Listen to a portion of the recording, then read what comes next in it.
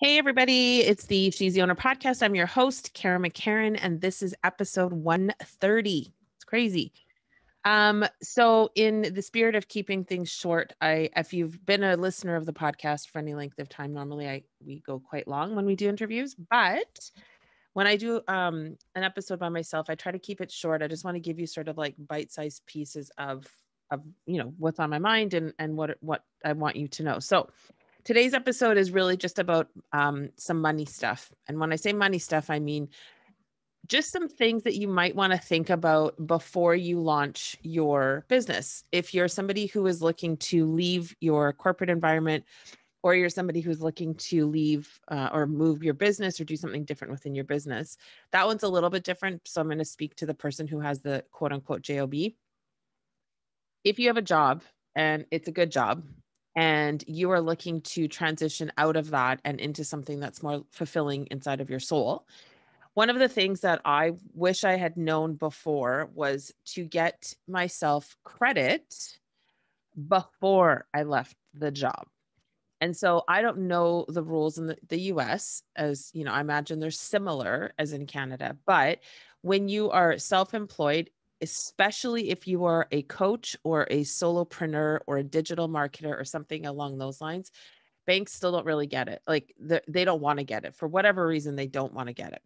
And so it can be tricky for people like us to get money. Not always, maybe you have some pull or whatever, if you have assets, whatever. But if you don't have all of those things and you're looking to start a new business, especially again, like a consultant or whatever the thing is, when it's really just you and you alone starting, it is hard to get money. Like I have good credit, blah, blah, blah. I make good, decent money on one business and all the things. And I say decent because my standards are quite high for what I would like to earn.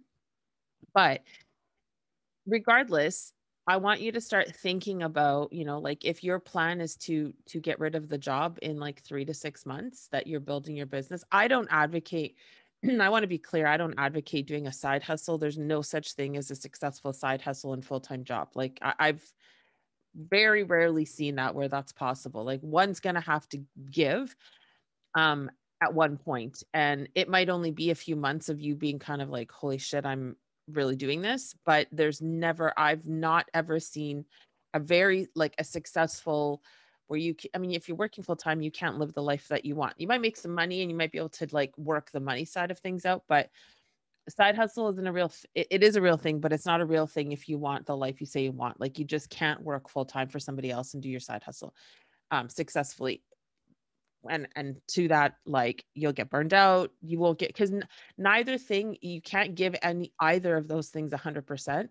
And if you're starting a business, you need to give it 100%, period. That's it. So before you take the leap and you leave the job, it's important to like start thinking about finances. If you can get, line of credit or whatever that looks like for you, just start to think about being prepared, because once you go out on your own, again, super difficult for most people. It's really hard to get any kind of money.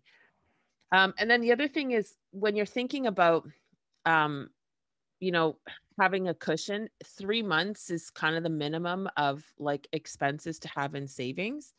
So start thinking about that again, right? Like, or not again, maybe for the first time, but just start thinking about, what do I need to feel secure if things slow down for X amount of time, right? And because we don't really talk about that kind of thing, but sales can get quiet, people can be on vacation depending on what you're doing. Like in digital marketing, the summer is usually really quiet, right? Everybody's taking off for vacations. They're not worrying about content creation for their clients. They've banked some stuff. Their clients are going away, whatever. So, and that's not true all across the board, but it's definitely true for some of it. So you just want to think like, what can I do to make myself not freak out and not run into scarcity when things get quiet? Because that is the propensity that is going to show up. If you start to panic and you start to think, holy shit, I'm not, my sales aren't happening or whatever the thing is, and you don't have a bit of cushion, you can see how you might go running back to the job. And man, do not run back to the job. Like if you're in that situation right now and you're freaking out, call me. Like just call me.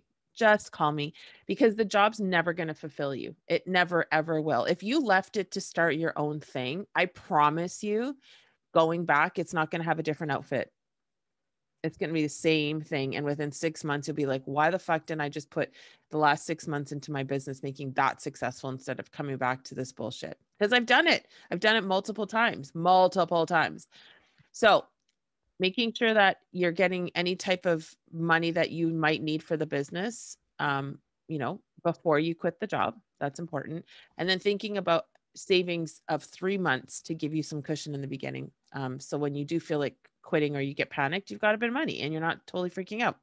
Hopefully that was helpful. I will see you guys on the next episode. I love you all. Thank you for listening. And P.S. Make sure that you're checking out the website. There's some new updates on it, and I'm getting much more active with the blog. So just keep your eyes there. There's offers and things coming up in the next little while. So I hope that you see it. All right. I love you. Bye.